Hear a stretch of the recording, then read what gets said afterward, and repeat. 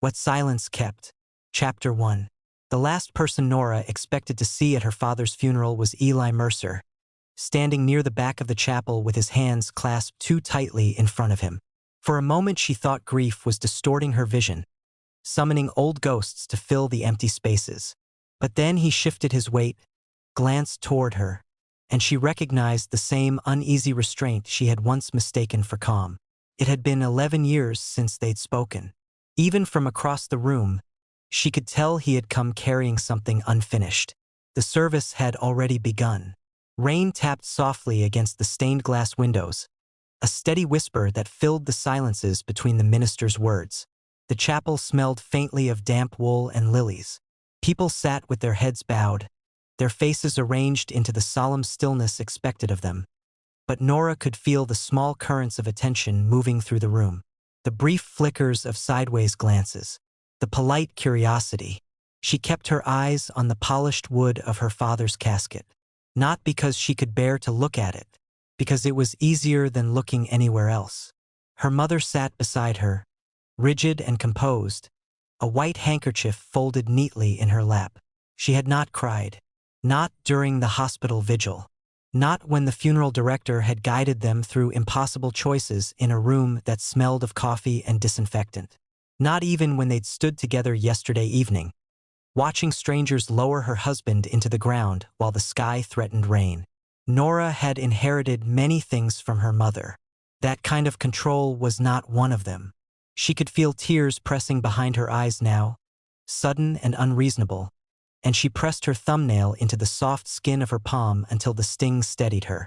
The minister was speaking about kindness, about steadiness, about the quiet ways a man leaves himself in the lives of others. It sounded like someone describing a stranger. Her father had not been unkind. That would have been easier to understand, easier to grieve. He had simply been distant in the way some people are, present in body, elsewhere in spirit. A man who repaired leaking faucets without being asked, who never forgot birthdays, who kept the car meticulously serviced, and who somehow still managed to make every room feel slightly emptier after he entered it. When Nora was 10, she had fallen from her bicycle and split her knee open on the pavement.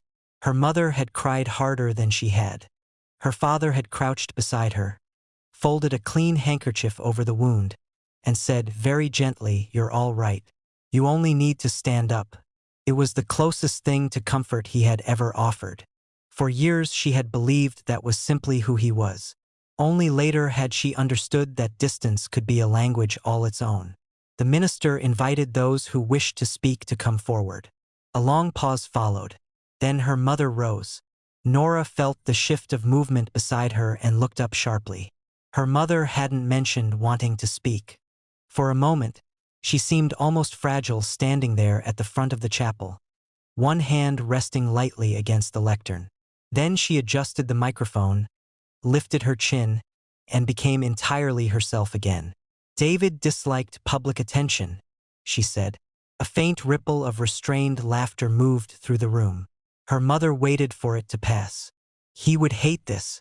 The flowers, the speeches, the fuss." She glanced toward the casket, and her expression changed so subtly Nora almost missed it. But he understood duty. He believed some things should be done, even when they are uncomfortable. Her voice remained calm, measured, yet there was something beneath it Nora couldn't quite name. Not grief, not exactly. Something older, something weathered smooth by time. "We were married for 38 years, her mother continued. "Long enough to know that love is not always loud. Sometimes it is practical. Sometimes it is flawed. Sometimes it asks more silence of us than words." She paused, and for the first time looked directly toward the back of the chapel. Toward Eli. The moment was brief, so brief Nora might have imagined it. But she saw the almost imperceptible tightening of Eli's jaw, saw his gaze lower to the floor. A strange coldness moved through her. Her mother returned to her seat without another word. The service ended 10 minutes later. People gathered slowly, drifting into the aisle in clusters of dark coats and hushed voices. Hands touched Nora's shoulder. Familiar faces offered condolences that blurred together into a single soft murmur. She thanked them automatically, nodded at appropriate intervals, accepted embraces she would not remember. All the while, she was aware of Eli still standing at the back of the chapel, waiting, not approaching, not leaving, as though he understood that his presence alone was enough of an intrusion. She might have let him go. On any other day she would have. She could have turned away, stepped into the rain with her mother, and allowed him to become what he had been for 11 years. A closed chapter she no longer opened. But then her mother leaned close and said quietly, "You should speak to him." Nora stared at her. "What?" Her mother kept her eyes fixed ahead. "He came a long way." "How do you know that?" A pause. Then, in the same even voice, "Because I asked him to." The words landed without meaning at first. Nora searched her mother's face for some sign of explanation, but found only the familiar reserve that had shaped their family for as long as she could remember. "Why?" Nora asked. Her mother adjusted her gloves. "Because there are things your father never told you." And then she walked toward the chapel doors, leaving Nora standing motionless among the departing mourners. Across the room, Eli lifted his eyes to hers. He looked older, of course. The boyish sharpness had softened. There were lines at the corners of his mouth that hadn't been there before, and silver threaded faintly through his dark hair. But his expression was exactly as she remembered. Careful, guarded, as if every thought had to pass through several locked doors before reaching the surface. For 11 years Nora had imagined what she might say if she ever saw him again. Accusations, questions, cold indifference. None of those rehearsed moments survived the reality of standing there. When he finally crossed the room toward her, his footsteps seemed unnaturally loud in the quiet chapel. He stopped a careful distance away. For a second neither of them spoke. Then he said, softly, "I'm sorry about your father." His voice was deeper than she remembered, still unmistakably his. Nora folded her arms across herself. Not defensively, just to hold herself still. "You shouldn't be here." He nodded once. "I know." "Then why are you?" Something moved across his face. Not surprise, not hurt. Recognition, perhaps, that she had gone directly to the wound. He glanced toward the chapel doors where her mother had disappeared into the rain. Then he looked back at Nora. "Because your mother told me it was time." Nora held his gaze, and for the first time since she had seen him standing in the back of the chapel, she felt something stronger than grief begin to rise. Not anger, not yet, something far more unsettling. The sharp, quiet sense that the story she had lived inside for 11 years was about to change. Chapter 2. For a moment, neither of them moved. The chapel had almost emptied. The last few mourners drifted through the doors into the rain, their voices fading into the low hush of weather and distance. Somewhere near the front, someone was gathering programs from the pews, stacking them with quiet, deliberate care. Nora looked at Eli as if she were trying to place him inside a memory that no longer fit. "Time for what?" He exhaled slowly. There had always been something deliberate about the way he moved, as though every gesture had been considered before it was made. She used to think it meant certainty. Later, she understood it was caution. "I don't think this is the place." "No," she said. "I think it's exactly the place." Something tightened briefly in his face. Not irritation, resignation. He glanced toward the front of the chapel, then back at her. "Your mother asked me to wait until after the burial." Nora gave a short laugh that held no amusement. "My mother seems to have arranged quite a lot without mentioning any of it." She thought. "I don't especially care what she thought." The sharpness in her voice surprised them both. Eli lowered his eyes for a moment. That familiar stillness settled over him, the one that had once infuriated her because it always made her feel as though she were reacting too loudly to something he had already mastered.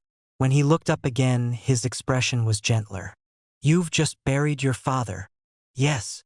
I'm not here to make this harder." The strange thing was that he sounded sincere, and somehow that made her angrier. "Then why are you here?" This time he did not answer immediately. Rain pressed harder against the stained glass, a soft percussion that seemed to fill the silence between them. Finally, he said, "Because 11 years ago, your father asked me to leave." The words landed so quietly that for a second they barely registered. Nora stared at him. Then she laughed again, though this sound was smaller, sharper. "No, it's true." "No, it isn't." He held her gaze. There was no challenge in his expression, no attempt to convince, only a kind of tired steadiness. Nora felt something inside her begin to shift. Not belief, not yet, just the first hairline fracture in certainty. "You left," she said carefully. "You disappeared. You stopped answering my calls. You changed your number." "Yes." "You never explained." "No." "And now you're standing here telling me my father made you do that?" "I'm telling you he asked me to." The distinction irritated her. "Asked?" "Yes." "As if that somehow makes it better?" "No." His answer came quickly, without defense. That unsettled her more than any argument could have. She searched his face for some sign of manipulation, some trace of the evasiveness she had spent years imagining. But all she saw was strain, and something like regret worn so long it had become part of him. "Why?" she asked. The word came out quieter than she intended. Eli's eyes flickered toward the chapel doors. "He said there were things about your family I didn't understand. That staying would hurt you." Nora felt cold move through her, slow and precise. "What things?" "He said they weren't his to tell." She stared at him. The absurdity of it was almost laughable. A dead father, a silent mother, a man who had vanished more than a decade ago and returned carrying half-finished explanations. It felt less like reality than like some badly constructed memory. "You expect me to believe this?" "No," Eli said. The honesty of it caught her off guard. "I expect you to doubt me." "You should." "Then why say it?" "Because your mother asked me to tell you the truth." Nora's jaw tightened. Everyone, it seemed, had become very interested in truth. 11 years too late. The chapel doors opened behind them, letting in a gust of cool air and the smell of wet pavement. Her mother stood there, one gloved hand still resting on the brass handle. "We need to go," she said. Her tone was composed, almost practical, as if she had interrupted an ordinary conversation. Nora turned toward her. "What is he talking about?" Her mother's face revealed nothing. "The cemetery won't wait." "Mom, not here." The quiet firmness in her voice was one Nora knew too well. It was the tone that ended arguments before they began. When Nora was 14 and had asked why her mother never spoke about her own childhood, that was the voice she had used. When Nora was 26 and devastated after Eli vanished, and had demanded to know whether her father had said something to him, that had been the voice again. "Leave it alone." At the time, Nora had obeyed because grief and humiliation had hollowed her out. Now she felt something else rising. Not obedience, something harder. The three of them stood suspended in the half-empty chapel, bound together by some invisible thread none of them seemed willing to name. Then her mother looked at Eli. "Did you tell her?" "Only enough." A small pause. Her mother nodded. "Good." The exchange was so calm, so practiced in its restraint, that Nora felt suddenly excluded from her own life, as if some private conversation had been happening around her for years, just beyond hearing. She looked from one to the other, and for the first time, she noticed something she should have seen immediately. It was not familiarity exactly, not warmth, but recognition, the kind shared by people who have carried the same knowledge for a very long time. The realization hit her with quiet force. Her mother and Eli knew each other, not casually, not as strangers united by circumstance. They knew each other in the deliberate, measured way of people who had spoken more than once. "How long?" Nora asked. Neither answered. "How long have you been in contact?" Her mother removed one glove finger by finger, buying herself time. "Since last autumn." Nora blinked. "Last autumn." "Yes." The words came out flat, controlled, which somehow made them feel crueler. "While Dad was sick?" "Yes." "And no one thought to mention this to me?" Her mother met her eyes. He was dying. That is not an answer. No, her mother said quietly. It isn't. Something in that response, its plainness, its lack of defense, left Nora momentarily speechless. Her mother stepped fully into the chapel. There was weariness in her face now that had not been there before. Not fresh grief, older exhaustion, the kind that settles into the bones. There are things your father chose to keep from you, she said. Things I allowed him to keep. Why? Her mother's gaze moved briefly to the casket at the front of the room. When she spoke again, her voice was almost too soft to hear. Because at the time, I believed silence was the kinder choice. Nora stood very still. Outside, the rain had begun to ease. Thin gray light filtered through the stained glass, washing the chapel in muted color. She looked at Eli, at her mother, at the casket where her father lay, silent now in the most final way possible. And for the first time in her life, she understood that grief was not always clean. Sometimes it arrived tangled with confusion, with anger, with the unbearable suspicion that the person you were mourning had never fully allowed themselves to be known. Her mother reached for her coat. The car is waiting. Nora didn't move. After a long moment, she said, after the burial, someone is going to tell me everything. Neither her mother nor Eli answered, but something in their silence told her enough. Whatever waited on the other side of this day had already begun.